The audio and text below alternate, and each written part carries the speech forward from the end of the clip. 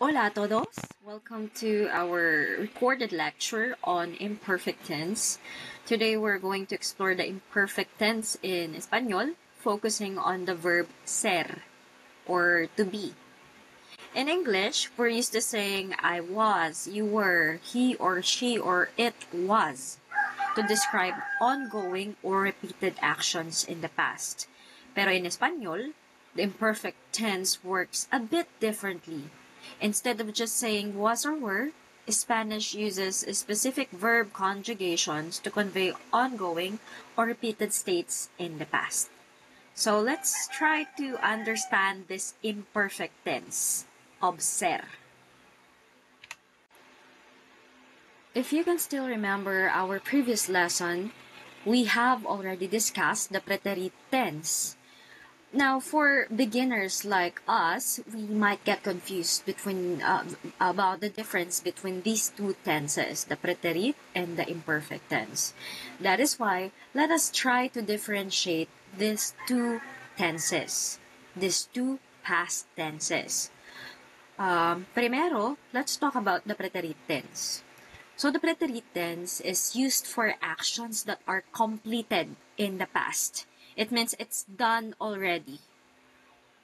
Most of the time, we use clue words like ayer, para yesterday, anoche, last night, el año pasado, last year, la semana pasada, last week. Here's a sample sentence.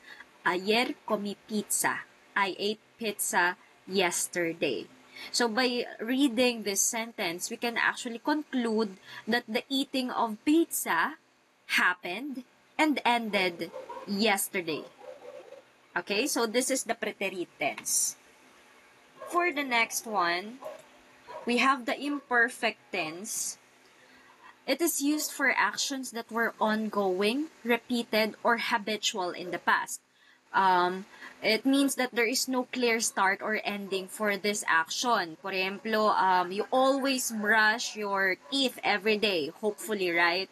So, perhaps you brushed your teeth last night, but then again, you're going to do it again, perhaps during lunchtime or this evening. There are some clue words. Por ejemplo, siempre, it means always. Frecuentemente, frequently. Todos los días, every day. Por ejemplo, siempre comía pizza. I used to eat pizza all the time. So as you can see here, it's a habit that that is in the past already. Like you eating pizza all the time was a thing of the past.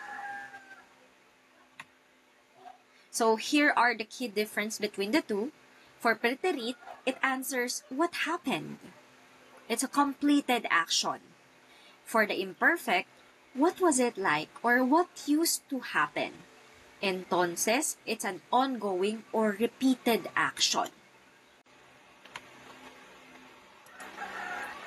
For this lesson, I have decided to focus first on the verb ser, although there are still imperfect tense for the verb ir or to go.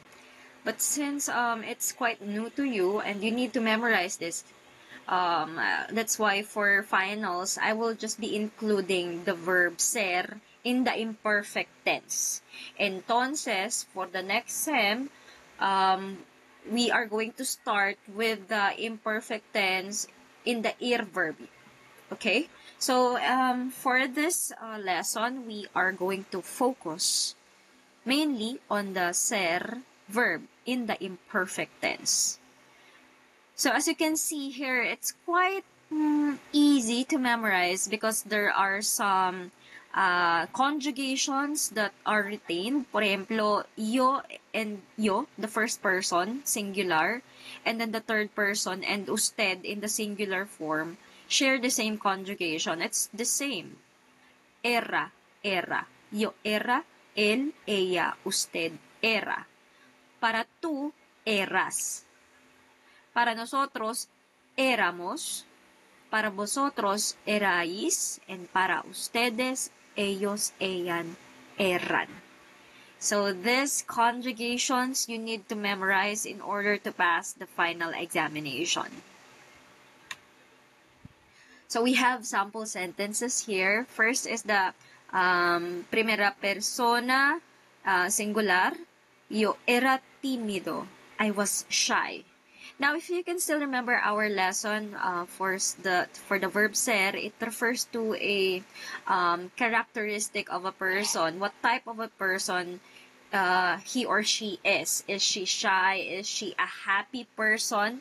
This is quite different with the emotions that we feel because we use the verb estar for that. But here, your primary characteristic, your beauty, your intelligence, your shyness. That's why in this sentence, yo era tímido, I was shy. Tú eras muy amable, you were very kind. So it means this person is no longer kind. You were very kind before. Tú eras muy amable. Another use of the verb ser is when it refers to a profession. Usted era profesor. You were a teacher. Él era mi mejor amigo. He was my best friend. Ella era doctora. She was a doctor. And for this one, this is in the plural. Oh no, I'm sorry. The slide was cut. So that is why later on I will be giving you the link to the presentation so that you can review this again. Okay, so para plural, nosotros éramos estudiantes. We were students. Vosotros erais vecinos. You all were neighbors. And this one is used mainly in Spain. Ustedes eran buenos compañeros. You all were good classmates. Ellos eran felices. They were happy. Ellas eran amigas desde niñas. They were friends since childhood. At this juncture, let's try to test your knowledge on the imperfect tense using the verb ser. This is very simple. You're just going to choose the letter of the correct answer. Para número 1, ¿cómo blanco tú cuando eras niño? ¿Cómo blanco tú cuando eras niño? In answering such questions, first identify the subject or where is the pronoun here? What person is it using? I hope you can see it already. It's right there in front of you. It's the tú. So which one is the correct answer here? A, era. B, eras. C, eran. D, éramos. Para número 2, nosotros blanco, buenos estudiantes. Nosotros blanco, buenos estudiantes. Where's the subject here? It's obviously right there. Again, nosotros. So which one is the correct answer? Is it A, era, B, eras, C, éramos, D, eran? I hope you have already chosen your answers here because at the next slide, we're going to answer these questions. Okay. Para número 1, the correct answer is letter B. I have also included the table here so that you can see that since the subject here is tú, you are going to look for the conjugation para tú. In this situation, it's eras. Entonces, it's letter B.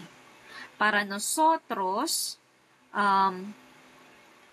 of course, we have to look for the conjugation para nosotros. It's éramos. Letter C. Next.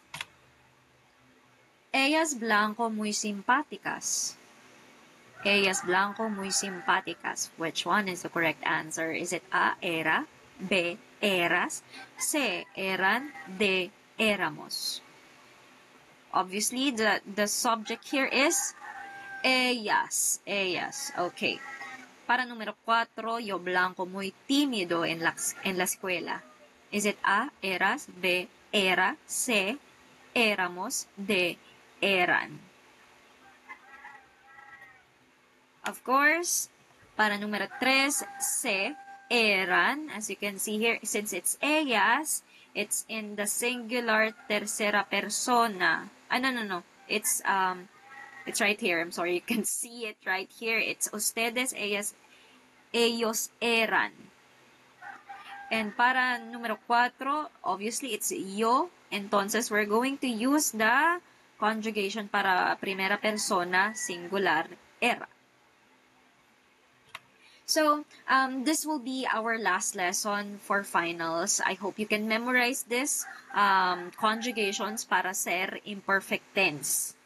So, this one is very easy. I hope you can memorize the conjugation, and your examination will be scheduled next week. I will be giving you at least 2 hours to answer the questions. It will be online via Google Forms. I will be scheduling a time for you to take the exam, and then before the exam, of course, I'm going to give pointers for review. So yeah, that's it, guys. I hope you learned something today.